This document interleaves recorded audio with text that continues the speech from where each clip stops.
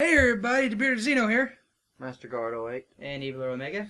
and we're on a very special episode of Xeno Hives, part of our E3 coverage. We're going to be talking about the Microsoft press conference. First off, we're going to talk about a piece of news that came out before the conference. Rare has a new game, KINECT Sports Rivals. Just another KINECT game. Yay. That simple. Essentially, the way to describe it, just another KINECT game. Yay. And they opened up the press conference with Metal Gear Solid 5. Right, I don't care. I'm not a fan of Metal Gear Solid. I'm never really considered myself a fan of Metal Gear, but this one looks pretty good. Yeah, I really love Metal Gear. Surprisingly, Dolphin got me into it, MGS4. That's a weird place to jump in, but I loved it. And just note, MGS5, open world, people. And it looks fucking amazing. Alright, they had a whole section on 360. First of all, they have a new version of the console out. What do you think about it, what it looks like? Looks interesting. I wish I could get it, but there's no point. Yeah. They say it's in the vein of the Xbox One design. Oh, big news. Basically, Xbox Live Plus. Now with your Xbox Live subscription, you get 2 free games each month that you get to keep, even if you don't renew your gold. Yeah. You know, PS Plus, if you don't renew it, you don't get to keep your games. These you get to keep. First two are Assassin's Creed 2 and Halo 3. Albeit they're a little old, but hey, they're free. If you've never played them, it's a great chance to play them. That I do like about some of the changes I saw. World of Tanks 360 edition. I've never played the PC version, but it looks like mini Battlefield. Yeah. Yeah, it looks to me like it's Battlefield, just more heavily concentrated on tanks. I've never played World of Tanks online at all. I don't have a PC that can really do much. Alright, then there was Max, the Curse of the Brotherhood. Looks like a fun little arcade game. Looks interesting. Yeah. Looks interesting, but I don't really have a lot to say about it. It's probably going to be a critical darling, but not sell too much. That's what I think. And then they showed off Dark Souls 2, which didn't impress me. I don't care for Dark Souls. That game can go to hell. I don't know. From what little bit I've seen of Dark Souls 2 looks like the combat might be a bit faster and a bit more fluid. Dark Souls 1 was hard as shit. That was just... I have no interest in playing a game that I can't beat. They're not going to get any new people in there unless they have like a super easy baby difficulty. And they're not going to do that. Alright, moving on, we have the Xbox One section of the press conference, which was a full hour. Started off with Rise. Looks interesting. I don't know. I have to see more gameplay of it. I'm not really one who likes war games that much, but Rise may bring me over to that. It looks very cool, very interesting. Like God of War, just no great supernatural powers. See, it was interesting because originally it was a first-person Kinect brawler. Like, you headbutt it, you know, you held sword in your right hand, shield in your left hand, you controlled like that. That's when they first announced it 2 years ago, I think, for 360. Mm-hmm. And now it's came back as a controller-based game with Kinect support, which I'm interested to see what the Kinect support is. But it looks like they made Spartacus in the vein of God of War. Right. With the Cry engine. It's made by Crytek people. Crysis is amazing. Far Cry was amazing. So, yeah, this is going to be amazing. Why doesn't it have Cry in the name? That's my question. They always have Cry in it. It's weird. Alright, Rare unveiled their historic franchise that came back, and it was what I was hoping it wouldn't be. I know a lot of people love it. Killer Instinct. Looks like a better version of Mortal Kombat. Fuck Rare. That's all I have to say. They can take Banjo and they can go back to hell where they belong. Maybe we'll get Banjo next year. Nope, I highly doubt it because they're stupid. Bullshit. Well, when you think about it, the Xbox isn't really marketed as a, See, that's the thing, though. There's device. a perfect chance to get their mascot. Which, yeah. Sunset Overdrive. This was shocking. This is being made by Insomniac Games exclusively for the Xbox One. If you don't know who they are, well, first of all, get a reality check. Second of all, they made Ratchet and Clank. They made Spyro. They used to be a Sony exclusive developer. They have jumped the fence. That is awesome. I gotta see gameplay first. All they show is a cinematic, and I don't know what to make of it. I like the world. I like the vibe that I was getting from it. It was pretty interesting, unique, and they have a very good pedigree. Fuse was, but you know. To me, the gameplay looked a bit like they were trying to put a positive, cheery spin on zombie apocalypse. Yeah, it's unique. I like that. They have a unique sense of humor at Insomniac, and that's what I like about their games, especially Ratchet and Clank. Ugh. All right, Forza 5. Never really got into racing games. I don't think I'm going to start now. I don't care for racing games. It looks beautiful. It looks pretty. It looks beautiful, but you know, you drive around you just drive around. You don't really do much. See, I'm the one out of the entire clan that actually really loves Forza. I hate racing games with a passion, but I love Forza to death. I know it doesn't make any sense, but I'm really excited. It's definitely one that I'm going to pick up with it, that's for sure. And something that kind of really surprised me, Minecraft on Xbox One. That makes me happy. Bigger worlds, more people, hopefully texture packs and mod supports. If I can just afford the damn thing, maybe I'll get it. We'll get to that in a second. And I swear to God, if you have to pay for it again, I'll be pissed off. Because I already paid for the game 4 times. It's going to be another $20. It better not be. I already paid for it 4 times. Minecraft, it doesn't really seem like it would be worth it to bring it over to the Xbox One unless it supports mods. You got it for free, so shut up. Moving on. All right, Quantum Break. I'm really excited for this. I loved Alan Wake. Just Remedy. Anything that comes from them, I'm going to immediately love from now on. I love the premise of this. What did you think about it? I have to see gameplay. That's all I can say. I like that was in engine, but that was just a cutscene. But I love the premise of it. I'd have to see more about the premise. You know, is there anything beyond the normal going on?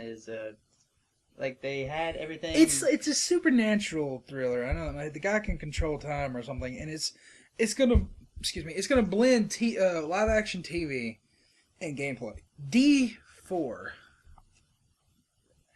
D4. What was that again? That was the one from the creator of Deadly Premonition. It was like a weird ass art style. Like it was on a plane that was crashing. You didn't believe it was Japanese. Doesn't really look like a game I would like. It's an episodic episodic murder mystery. That's what it is. I like murder mystery TV shows on occasion, but where I have to solve the mystery, never really been good at detective work. Yeah. Alright, Project Spark. It's like a little mini Creative Fable. It's so cute, and I want it. I'd like it. You're almost God in that game. Yeah. To me, it's like Microsoft's Little Big Planet, but better because it's not a side scroller and you can make whatever you want. Like the sizzle reel they showed, like they remade Angry Birds, they remade Limbo in that game. The degree of freedom is just unlike anything I've ever seen. It's nice to see Microsoft embracing player created content, you know? Right. Instead of just completely blocking it. Crimson Dragon. It's a KINECT game. It doesn't interest me. Yeah. You play as a dragon. You fight other dragons. It has an interesting premise, but I'd have to see a little more about it, and I'd actually have to see it with sound. It looks interesting, but it also looks like one of those games that could just be terrible. Yeah. It's been in development for a long time. It's supposed to be on 360, but it never came out. So I guess they decided to move it on to Xbox One and make it better. Take the time to polish it. This shocked me, got me excited, and almost made me scream like a girl. Dead Rising 3. Co-op and customize your character, and I'll be happy. I don't think you'll be able to. Well, you can get clothes and stuff, but I just want to wear cookie outfits. yeah, you can do. Yeah, that's the Dead Rising staple. If that's not in there, I'll cry foul. Never really been a great fan of zombie games, especially survival zombie games. Especially this one that's completely open world, no load times, go anywhere, do whatever you want to. Which combines two premises you hate: zombies and open world. I don't hate open world. It's just hard to keep me interested in open world. You have to give me things to do that just don't sound like busy work. Yeah. Alright. So far, all these have been Xbox One exclusives, but now we're going to move to two games that are not. Starting off, Witcher 3. Looks like the combat, again, I know I say this a lot, but this is just what I see. Combat's gotten a little more, a little faster, a little more fluid, a little bit better. I felt it got kind of slow in Witcher 2. What about you guys? I'm not that too far into it. Mm-hmm. Have you actually done any combat, though? Yes, yeah. But do you see what I'm saying when I say the combat's faster and more fluid? Yeah, I'm at the first boss fight where you fight like the big tentacle monster in the river. I died there like 8 times about 4 months ago, and I just stopped playing. Right. I'm gonna pick it back this summer because I really love the game. But I've only played the first one, so I don't know. But it looks nice. And mermaids. yeah, the graphics are amazing, and they showed tits in the press conference. That was the first. Yeah, Battlefield 4. My notes say looks orgasmic. Still waiting for EA's press conference today to see multiplayer. Yeah, we're gonna cover that. I want to see if the 60 frames held up online. Oh, that'd be sweet. Battlefield 4 looks amazing. Explosions, getting closer and closer to looking like live action, but I've never really been a big fan of military shooters. Yeah. See, me and Masterguard are heavy in the Battlefield. Like, we just enjoyed playing last night. 1,000-ticket game. It took us 3 hours to finish, but God, was it fun. That's one of my favorite franchises. I played COD for the single player, Battlefield for the multiplayer. It's just there's no experience like Battlefield multiplayer. And I can't wait to actually have 64-player servers on Xbox One. Keep fingers crossed they'll announce that. Alright, Below. Below, not blow. I said Below. Oh, they said below. It looks like a little cute little indie game. I might pick. It looks like a standard dungeon crawler. You go, you find loot, you say, yay, I found loot, and then you go beat up monsters. Yeah. But they just showed it looked a lot like a low-budget, retro-ish dungeon crawler. They didn't really talk a lot about it. They didn't give us any kind of plot or premise. Is there a great evil to fight, or are you just playing diplomat? It looked to me like Journey mixed with Diablo. That's what it looked like. Now we're gonna move on to that weird little cinematic that they showed with the desert and the Master Chief. That. Yeah. I'm not quite sure what they're doing there. Might They just at the end of it, they just showed the name Halo. I don't think they're gonna just come out with another game called Halo. I think it was just because they were going to be talking about Halo after that, about the TV show, and they're talking about Halo on Xbox One. And I think it'll still be Halo 5. It's not just going to be called Halo, so anybody out there's like, oh, they're going to just rebrand it. No, they're not. Trust me, they're not that stupid. Okay, spoiler, because you haven't played any Halo game. That chip he was holding in his hand was Cortana's chip. Cortana's chip. Cortana's chip. He usually plugs it into the back of his head, and that's how she talks to him via his HUD. She died at the end of 4. That's why you saw it was completely dead. There was nothing inside that ship. This continues after Halo 4, I can tell you that right now. Okay, so, yeah, sequel. It's a sequel. Yeah, Cortana's still dead to people. Hopefully she can, come back. But Well, I mean, it looked like, to me, like a desolate planet, and Master Chief's probably hunting down Halsey, wherever the hell she's at. If you finished off Spartan Ops. We'll skip the price. I'm going to go to Titanfall. We'll talk about the price last. Titanfall. It's just a mech game, as far as I know, so I'm not really interested in it. Yeah. if Transformers met either Battlefield 4 or Call of Duty and had a baby. Well, it's made by the people who originally made Call of Duty. So, Call of Duty and Transformers. Yeah, this is pretty much the entire team that used to be Infinity Ward that left. That's the reason Modern Warfare 3 sucked.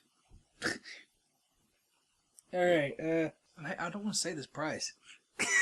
Okay, I'll say it. They announced the price, $499.99 USD, 4.99 euros.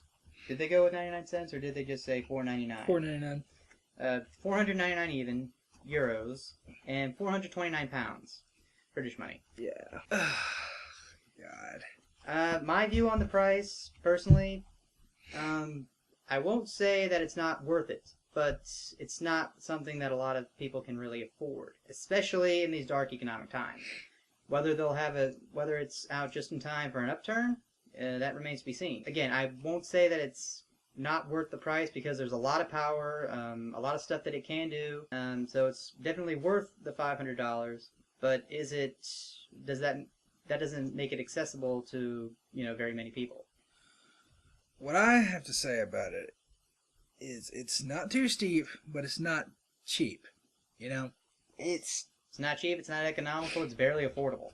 It's that middle ground, right? Like we were predicting this. We said $4.99, right? $6 is too much. $5.99, too much. $3.99, sweet spot. Yeah, that's what they're really right in the middle on. of those. Yeah, they've never had a console to break $400 until now. But again, this is almost like a gaming PC, right? Yeah, this is a generation ahead of a gaming PC. Okay, so it's ahead of a gaming PC, which normally runs up in like what? $1,500. Yeah, they run up $1,000 easy for the cheap ones. So it's for the power that you're getting and the things it'll be capable of, it's worth it. But it's a lot to ask for. It's a lot to ask for, and is one of those things that you really need for games. No. That might be why they came out with the next Xbox 360. Yeah. So the thing is, I'm wondering what Sony's price is going to be. I hope they announce that later tonight. Yeah, surprisingly, one of the most powerful gaming systems ever created, and it still came under the launch price of the PlayStation 3. Yeah. The cheap version it's right on line with the cheap version of the PS3, the 20 gig, I think, and then they had a 60 gig, which was $600. I'm wondering, is Sony gonna come out tonight and say $5.99 again? Or are they gonna go actually lower than Microsoft? I mean, it's possible. It's extremely unlikely, but it's possible. All the new tech they're putting in, they have the new PlayStation Eye, which is basically a Kinect, except for no voice commands. Right. But it's a big box that has 2 cameras in it, and they have the new light bar inside the controller. They completely revamped the controller, right? Mm-hmm. That's gonna help drive up the price. The system, who knows how big the fucking system's gonna be? They haven't even showed that yet.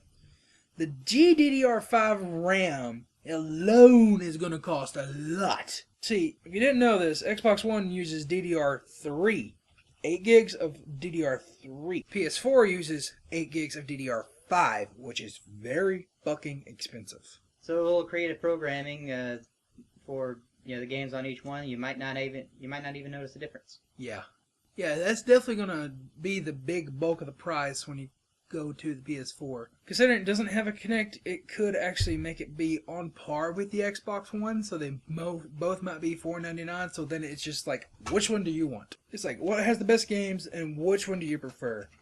Which one's the better system? Which one has the games that you most want? In closing, what would you give the press conference a score out of 1 to 10? An 8. An 8? I'd probably have to go, 8, but have to be my medium. I was thinking either 7.5 or 8.5. So let's just go with an 8. Okay, going off all these games, if that price point wasn't that high, it'd be a 10. But for me, it's a 9. That's the one smirk on this entire thing, is that price point. Let us know what you think about this entire press conference, your situation, the price. Did you like the games?